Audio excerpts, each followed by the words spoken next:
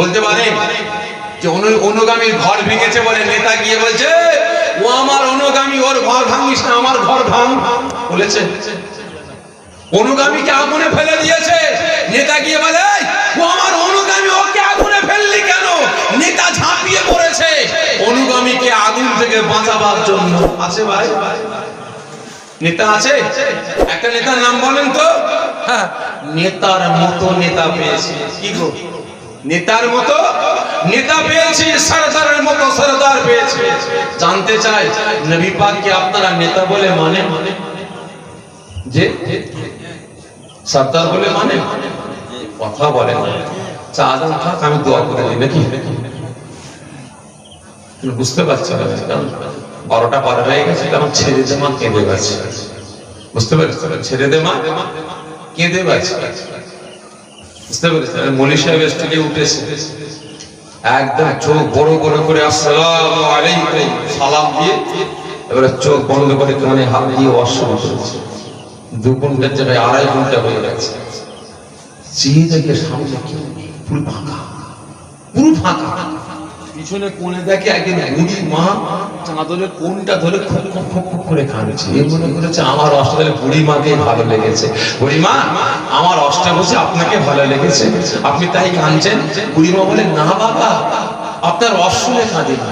তাহলে সবাই তো চলে গেলে আপনি যেতে পারতেন। বুড়ি মা বলে বাবা যাবো কি করে? কেন? আপনার তো পা আছে। বলে হ্যাঁ বাবা, পা সব ঠিক আছে, আমিও যেতে পারতাম, যেতে পারিনি এই জন্যে আপনি যে চাদরের উপরে বসে আছেন না, চাদরটা আমার, সকাল হয়ে গেলে আমি খুঁজে পাবো না, হারিয়ে যাবে। আপনি নামছেন না, চাদর পাচ্ছি না, আমি বুড়িমা এই জন্য জানছি। বুঝতে পেরেছেন? সেই দশা হয়ে গেছে আমার লাভ। ভাই আওয়াজ দিয়ে বলেন না, নবী পাক নেতা বলে মানেন? যে সরদার বলে মানেন? ঠিক বলছেন? যাচাই করবো। নবী পাক নেতা বলে মানেন না? আমার দেশে, আমার রাজ্যে যে সকল নেতারা আছে এদেরকে নেতা বলে মানে? জোরে বলে, কাকে নেতা বলে মানে? নবী পাককে না, এদেরকে? ঠিক করে বলবেন। সব শুনছি কিন্তু মাইক সব দেখতে পাচ্ছে ভিডিও। বলেন কাকে নেতা বলে মানেন? নবী পাককে নেতা বলে মানেন না সরদার বলে মানেন? না আমার দেশে, আমার রাজ্যে যে সকল দাদারা আছে, নেতারা আছে এদেরকে নেতা বলে মানেন? আওয়াজ দিয়ে বলুন। নবী পাককে কতজন বলছেন হ্যাঁ ভাইজান নবী পাককে নেতার মতো নেতা বলে মানি? কতজন আছেন হাতটা উঁচা করে তাকবীর দেন, নারে তাকবীর। দেখ মানেন নাকি গো? এই পুরো হাত তোলেন, জোরে তাকবীর দেন, নারে তাকবীর, নারে তাকবীর। হাত না দিয়ে দেন। শুরুয়া হালাল মুঠুয়া হারাম, শুরুয়া হালাল মুঠুয়া হারাম। নবী পাককে নেতা বলে মানি, নীতি মানি না। আর এদেরকে নেতা বলে মানি না, নীতিটা মানি। বিহায়া নির্লজ্জ মুসলমান, আজকে আমি আপনি লাঠি ঝাঁটা জুতো খাবো না তো কারা খাবে? তো খারাপ লাগছে আপনাদের? ভালো করে বুঝবেন, নবী পাককে নেতা বলে মানি, নীতি মানি না। আর এদেরকে নেতা বলে মানি না, নীতিটা মানি। মৌলী সাহেব জলসায় গেছে, স্টেজ থেকে নেমে বাড়িওয়ালার বাড়িতে গেছে। ওই তো তাড়াতাড়ি খাবার দাও, ঘরে যেতে হবে, বহু রাস্তা। বাড়িওয়ালা 1 প্লেট ভাত আর একটা বড় গামলায় 1 গামলা তরকারি নিয়ে এসছে। বাবা ওতে কি? তরকারি। কি তরকারি বাপ? খোলো। খুলেছে, কি ওটা? মুরগি। বাবা মুরগিদের কি পাচ্ছি? কি মুরগি? দেশি না পোল্ট্রি? পোল্ট্রি। পোল্ট্রি? আমি তো পোল্ট্রি খাই না। তাহলে কি হবে হুজুর? ওটা পোল্ট্রি করেছি, যা রান্না করবে সব ঢেলে নিয়ে এসেছে। বাবা গরুর গোশত নাই? যে হুজুর। বাবা মাছ নেই? যে হুজুর মাছ আর মুরগি কিনতে গিয়েছিলাম, তো মুরগি যখন বড় পাড়া দেখেছি হুজুর আর মাছ কিনেছি, মুরগি কিনে নিয়ে চলে এসছে, যা নিয়ে এসছে সব দিয়ে দিয়েছে হুজুর আপনারা। আমি তো পোল্ট্রি খাই না বাবা। তাহলে কি হবে? বাবা সবজি নাই? জি হুজুর। ডাল নাই? জি হুজুর না। আলু ভর্তা? জি হুজুর না। তাহলে খাবো কি দিয়ে বাবা? বাড়িওয়ালা বলে হুজুর সাদা নুন নিয়ে আসবো। বলিস সাদা নুন চটকে ভাত খাবো? একটা কাজ কর, গোস্তগুলো সব ঠেলে ঠেলে সরিয়ে দিই, একটু শুরুটা গোস্তগুলো ঠেলে ঠেলে সরিয়ে দিয়ে 16টা দিয়ে 16 হালাল আর বুটুয়া হারাম। নবী পাককে নেতা বলে মানি, নীতি মানি না। আর এদেরকে নেতা বলে মানি না, নীতিটা মানি। ইদাই তো নাকি আগে খারাপ মানে নেবেন না ভাই। আমি আপনি লাঠি ঝাঁটা জুতো খাবে না তো কারা খাবে? আমি আপনি দিকে দিকে লাঞ্ছিত অপমানিত পদদলিত হব না তো কারা হবে? ভাই অনেকের বাড়িতে ঢোকার সময় দেখবেন গেটের সামনে লেখা আছে গ্যাস হইতে সাবধান। শূন্যস্থানটা পূরণ করেন কি হইতে? কুকুর হইতেছে। গ্যাস হইতে সাবধান লেখা থাকে না অনেকের বাড়িতে, এটা বোর্ড থাকে না। কি হইতে সাবধান? গ্যাস। শূন্যস্থানটা পূরণ করেন, গ্যাসটা পূরণ করেন কি হইতে? কুকুর হইতে সাবধান লেখা থাকে না? থাকে না ভাই? ওই যে বাড়িতে কুকুর হইতে সাবধান লেখা আছে ওই বাড়িতে এই ঘেউ ঘেউ কোম্পানিকে থাকার জন্য ওর স্পেশাল রুম আছে না নাই? আছে। ওর জন্য গরমে টেবিল ফ্যান আছে না নাই? সিলিং ফ্যান আছে না নাই? অনেকের বাড়িতে দেখেছি ভাই এই এসি পর্যন্ত লাগিয়ে দিয়েছে। আচ্ছা ওই ঘেউ ঘেউ কোম্পানিকে খাওয়াবার জন্য বাড়িওয়ালা ওই কসাইখানায় গিয়ে যেগুলো ছাঁচড়াগুলো ফেলে দেয় কুড়িয়ে নিয়ে সে খাওয়ায়, যে নাকি স্পেশাল গোস্ত নিয়ে সে খাওয়ায়, যে স্পেশাল গোস্ত নিয়ে সে খাওয়ায়। আর রাস্তায় ওই কোয়ালিটি যেগুলো ল্যাজ গুটিয়ে ঘেউ ঘেউ করে ঘুরে বেড়ায় এদের নামটা কি?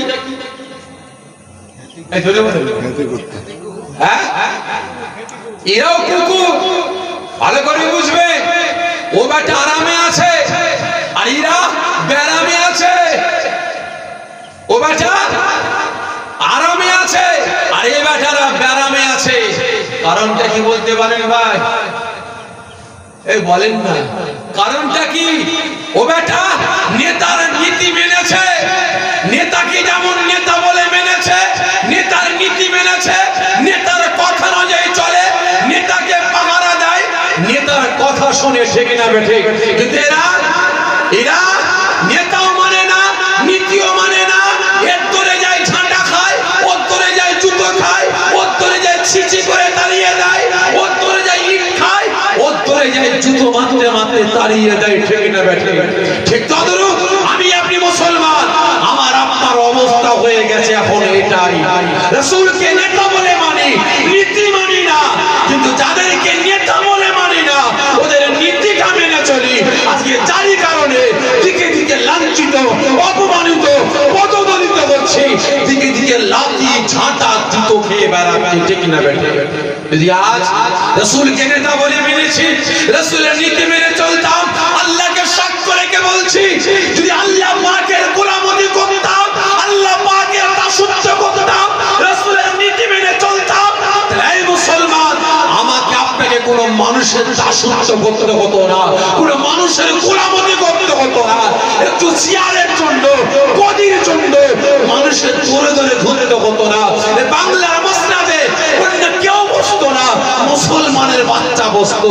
রাসূলের নীতি মেনে চলতাম, ভারতের মসজিদে অন্য কেউ বসতো না, মুসলমানের বাচ্চা বসতো ঠিক না বেটা? আজকে আমি আপনি দাসত্ব গ্রহণ করছি, কার গোলামতি করে বেড়াচ্ছি, দাসত্ব করে বেড়াচ্ছি কার? হিসাবে আল্লাহ পাকের না, রাসূলের না, ইসলামের না, শরীয়তের না। দুনিয়া বেঈমান বেদিন কাফের মুশরিকদের দাসত্ব করে বেড়াচ্ছে। তাদের জন্য মুসলিম সমাজটাকে তাদের পায়ের নিচে নিয়ে আসার সুব্যবস্থা গ্রহণ করছে। আজকে আমি আপনি লাঞ্ছিত হব না তো কারা হবে? আমি আপনি বিভিন্ন পদক্ষেপে বঞ্চিত হব না তো কারা হবে? কি খারাপ লাগছে নাকি আপনাদের? জোরে বলেন খারাপ লাগছে? লাগতে পারে, আমার কোনো যায় আসে না। একের পর এক দেখেন না মসজিদ গুলোকে শহীদ করে মন্দিরে পরিণত করছে। বাবরি মসজিদ কাদের সম্পদ? এই জন্য বলেন না আমরা মুসলমান, আমাদের সম্পদ ঠিক না বেটি? বাবরি মসজিদ আছে না শেষ হয়ে গেছে? এই জন্য বলেন শেষ হয়ে গেছে যে ভেঙে দিয়েছে। ভুল বললেন, হয়তো ভারতের ইতিহাসের পাতা থেকে বাবরি মসজিদের নামটা মুছে যেতে পারে। হয়তো ওই জায়গা থেকে বাবরি মসজিদে ইট পাটকেল গুলো নিয়ে দরিয়ায় ভাসিয়ে দিতে পারে, কিন্তু ওই জায়গাটা মসজিদ ছিল, আছে, কিয়ামত পর্যন্ত আল্লাহ পাকের খাতায় লেখা থাকবে। ওখান থেকে কেউ মিটাতে পারবে না। কিন্তু একের পর এক মাদ্রাসা মসজিদ গুলোকে শহীদ করার চক্রান্ত শুরু হয়েছে। কটা মুসলমান প্রতিবাদ করেছে বলেন? আল্লাহ তো পাওয়ার দিয়েছে, আল্লাহ তো ক্ষমতা দিয়েছে। এলাকায় এলাকায় দাপিয়ে বেড়াবেন, এলাকায় এলাকায় আন্দোলন করে বেড়ান। বৈশাখে বিভিন্ন রাজ্য থেকে মহিলাদের, যেমন আমাদের 5 ওয়াক্ত নামাজ পড়া ফরজ, আমার মা বোনদের বোরকা পড়াটাও ফরজ। এটা অন্য কারোর সংবিধান না, কোন মানুষের গড়া সংবিধান না, কোন নবী পয়গম্বরের গড়া সংবিধান না। যিনি কুল কায়নাত সৃষ্টি করেছেন সেই আল্লাহ পাকের সংবিধান আল্লাহ পাক হুকুম করেছেন। আজকে বিভিন্ন রাজ্যে মহিলাদের, আমার মা বোনদের বোরকাগুলোকে জনগণের সামনে ছিঁড়ে ফেলা হচ্ছে, মা বোনদের বোরকাগুলোকে খুলে ফেলা হচ্ছে, মা বোনের ইজ্জতের উপর আক্রমণ করা হচ্ছে। ওটা মুসলমান প্রতিবাদ করেছেন, কদের কথা বলেছেন? ভারতের মাটি থেকে আল্লাহ পাকের সংবিধান 3 তালাক মিটিয়ে দেওয়া হয়েছে।